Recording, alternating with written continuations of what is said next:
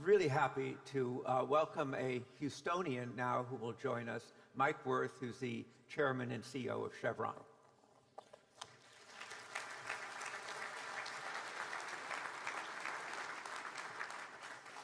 Hey, Dan. Nice. So you are a Houstonian now. You moved here, what, at the end of last year? Yep. Yeah, and Chevron has moved here. We have. Welcome. I mean, at least the Houstonians in the office want to welcome you. What does it mean for Chevron now to be a Texas company, a Houston company, rather than a San Francisco or a San Ramon company? How does it change things? Well, it's been a fantastic welcome, I will tell you that. We maybe should have done this a little while earlier. We started in California 145 years ago, and I think it made sense then. We made the first commercial oil discovery down in Southern California in 1879, and it was our home.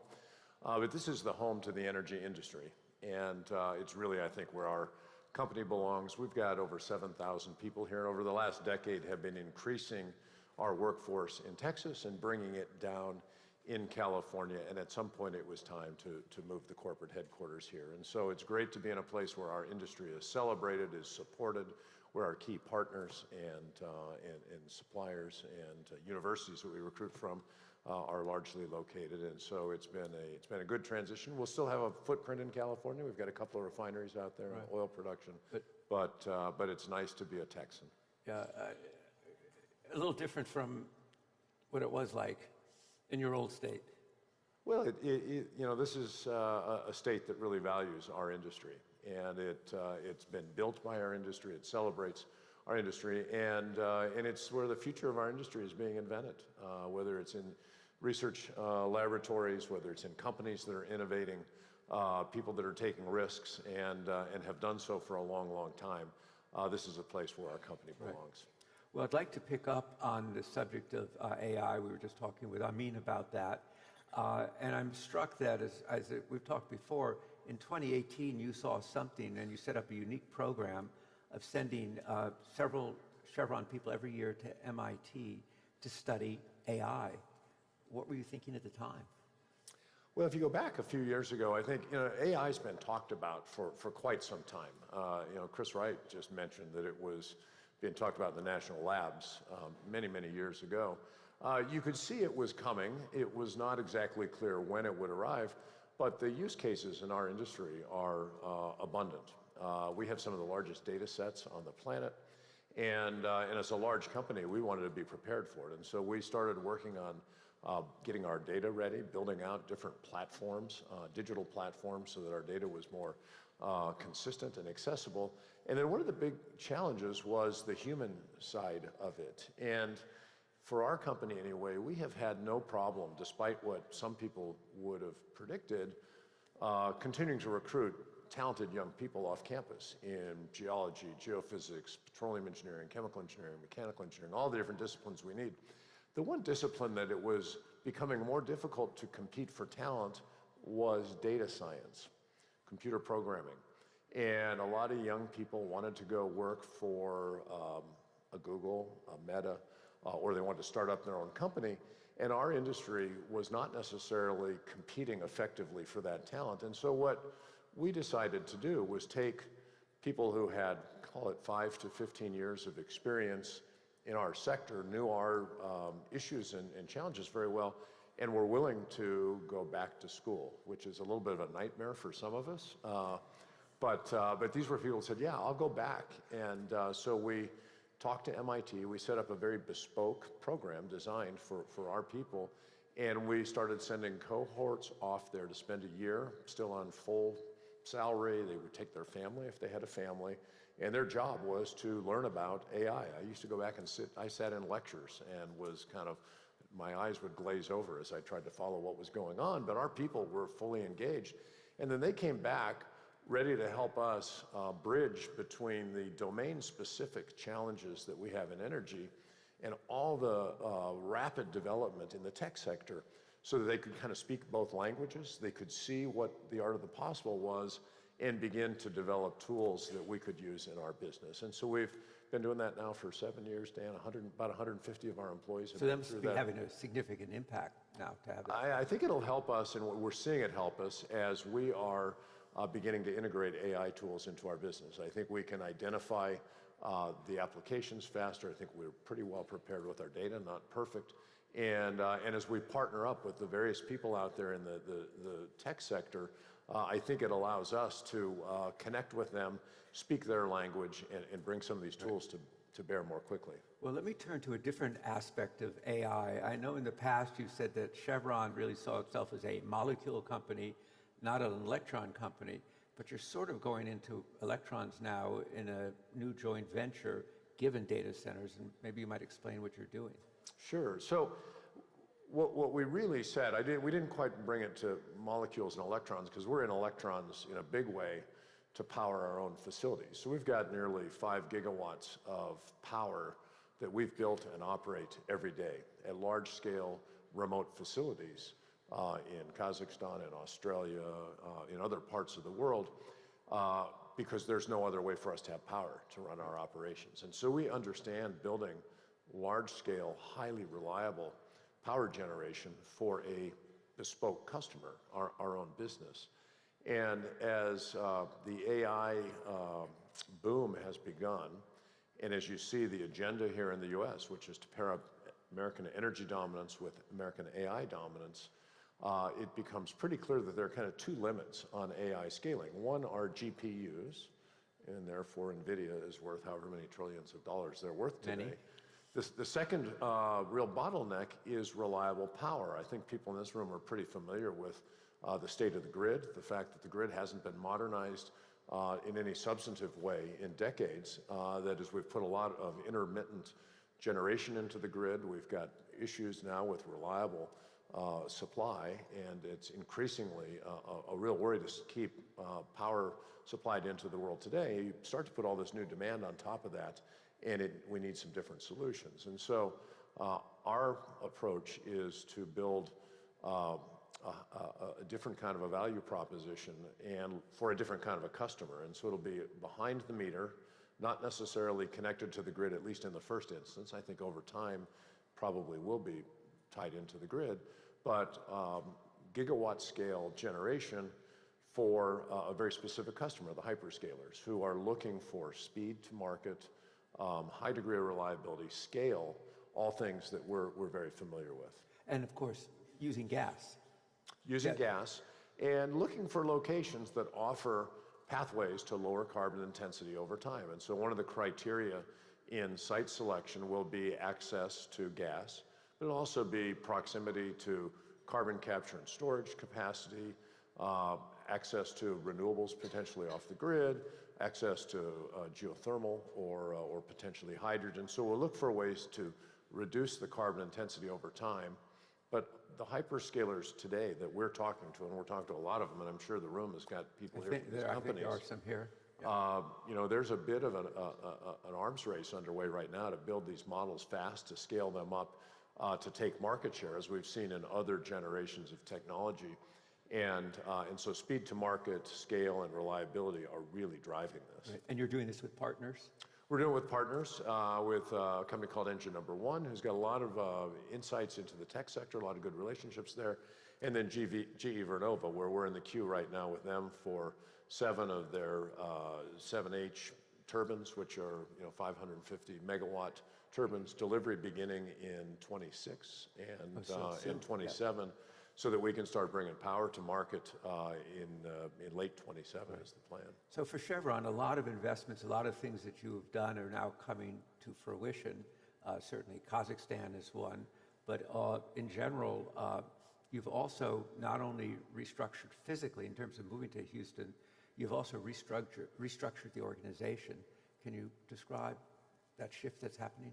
Sure. Well, first of all, let me just talk about the growth, because we last year had our highest year of production ever, up 7%, 20% here in the U.S.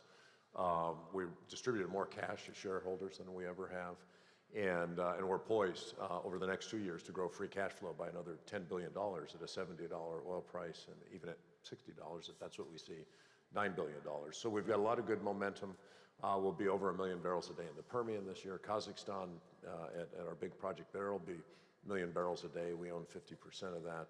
We're going to double our production in the Gulf of America over the next couple of years from 200,000 a day to 300,000 barrels a day. So a lot of strong growth momentum.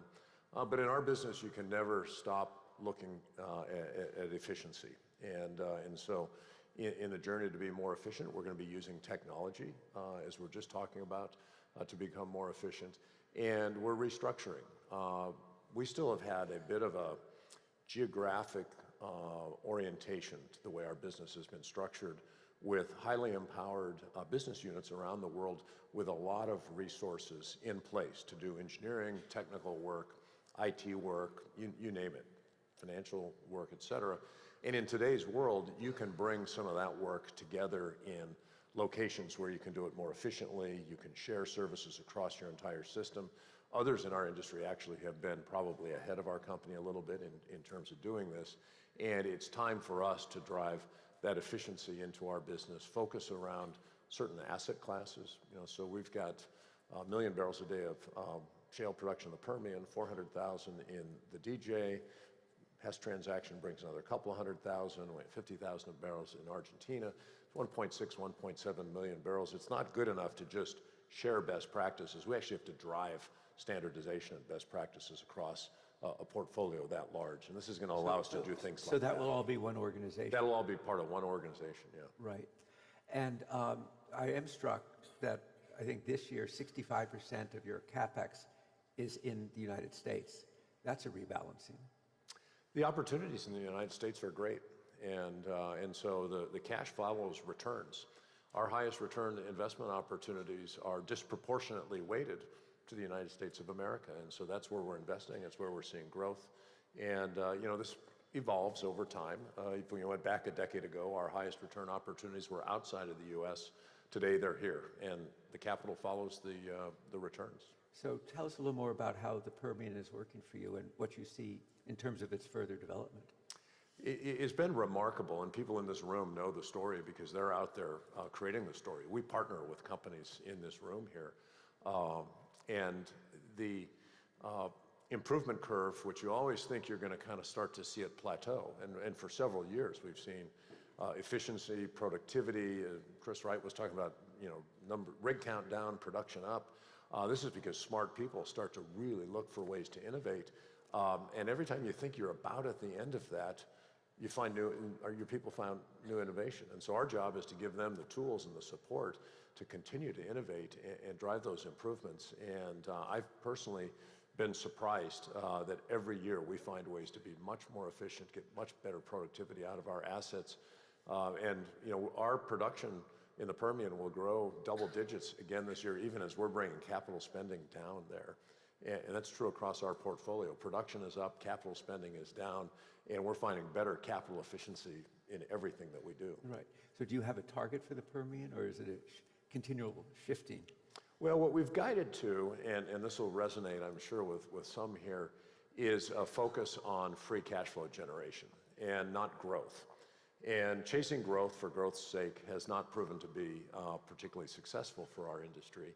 And as we reach a point with a very large business there and a large acreage position, at some point you've grown enough that you should start to move towards a plateau, and you should generate more free cash flow rather than just more barrels and continue to churn your cash back into that investment. And so we're moving towards a plateau that will open up the free cash flow generation and then sustain that for a long period of time, which is in many ways what some of our other really important assets look like. LNG facilities, TCO, these are multi-100,000 or million barrel a day operations where you're facility limited, and the real game is how do you maintain production in a very capital efficient manner and then use that long plateau to generate cash to reinvest in other parts of your business and to return to your shareholders. Right. You talked about the Gulf, obviously, Gulf of America. What you're thinking about its prospects? It's another place where I think the opportunities are still abundant, and I think its best days may still lie ahead. We started up a project last year called Anchor, which is the first Paleogene project at 20,000 PSI technology. Project is basically done on budget, on schedule, and the well performance has been outstanding, and there are other opportunities out there in that pressure regime, which are being developed by others in this industry, and it's just I think it's the next chapter in a story that has been a great story for this country. We've got a very large exploration portfolio in the deep water, and in the Gulf of America is a big part of that. And so I think we'll continue to see success. The other thing that we and others are doing is focusing on near-field exploration and tiebacks. The technology, subsurface pumping and compression, allows us to draw a larger radius now around a host facility that may have come off peak and have some capacity to take more production through it. And so rather than investing in new greenfield facilities with all the cost and time, you can work on brownfield tiebacks that are shorter cycle time, lower risk, leverage existing infrastructure to a greater degree. You can monetize smaller discoveries because you've got less capital investment. And I think that's a way we're going to see the industry optimize the Deepwater Gulf still for a long time to come. So, Mike, you've been talking over the last couple of years about a more balanced approach to thinking about energy. As you look out around the world, how do you see thinking change? We heard some this morning, but taking a bigger picture. Yeah, I think we're seeing some reality come back into the conversation. And you're right. For years, my message has been we need a balanced conversation about affordability, reliability, and the environment. And focusing only on climate leads us to ignore the first two. And as Secretary Wright talked about, there are billions of people on this planet that still live sad, short, difficult lives because they live in energy poverty. And that is, that's a shame, and it should be unacceptable. But affordability had left the conversation, at least in the West, in the developed world, for the, to a very large extent. I think we're seeing in Europe reliability with the realities around over-reliance on one country for supplies have really rebalanced things. And in this country, we saw under the last administration when the war in Europe broke out, the SPR was drained at a dramatic rate in order to try to bring prices down. Not because we had a supply crisis, but because we had a pricing discomfort. And so the actions, I think, tell you that affordability does matter. I think the rhetoric now, obviously the Trump administration brings a very different view. We've got really well-qualified people in the Trump administration, and Secretary Wright and Secretary Burgum. And I think the conversation here is going to reset to where it should always have been. I think we're starting to see that happen in some other places in the world as well. So in very practical terms, as an operator, what are you looking for in terms of public policy? Durability. Swinging from one extreme to the other is not it's not the right policy approach in a long cycle industry like this one, where we allocate capital that's out there for decades. And so we really need consistent and durable policy. We've seen a lot of things done already by the Trump administration in executive actions, which I think are intended to send a signal. The more durable policy will come through the legislative process, and we need to see some of these things, permitting reform being the one that's been talked about a lot lately, and could improve investment environment across the entire energy chain, just not in our sector. We need to see some of this stuff put into legislation so that it's more durable and it's not at risk of being swung back in another direction by a future administration that has a different point of view. So given your global perspective, certainly we're hearing a lot more about competitiveness than we used to, including in Europe. What's your reaction to that? Well, I think Europe is waking up to the fact that they've hollowed out the industrial base of their economy. And they've got a demographic challenge. They've got an aging population that's not growing. They've taken, the real industrial core in Germany and saddled it with high energy prices, labor rigidities, and other things that are leading businesses to move their investment to other parts of the world, to the Middle East, to Asia, to the U.S., and citizens are seeing that. And I think that is dawning on policymakers. Europe's got to be more competitive than they are. It's been a large economy, but it is not a very competitive economy, and the world is a competitive place. And you're finding, what about in other parts of the world, in Asia? I think Asia still has a lot of advantages, right? They've got a growing population across most of Asia. They've got a willingness to trust markets. They don't have the same regulatory overhang that we see in some of the Western countries. And so I do think you're going to see continued investment in a number of different parts of Asia. And those economies are, they're moving kind of up the value chain to higher value products. But the economic outlook in Asia is very different than it is in Europe. Well, Mike, now that you're a Houstonian, welcome home.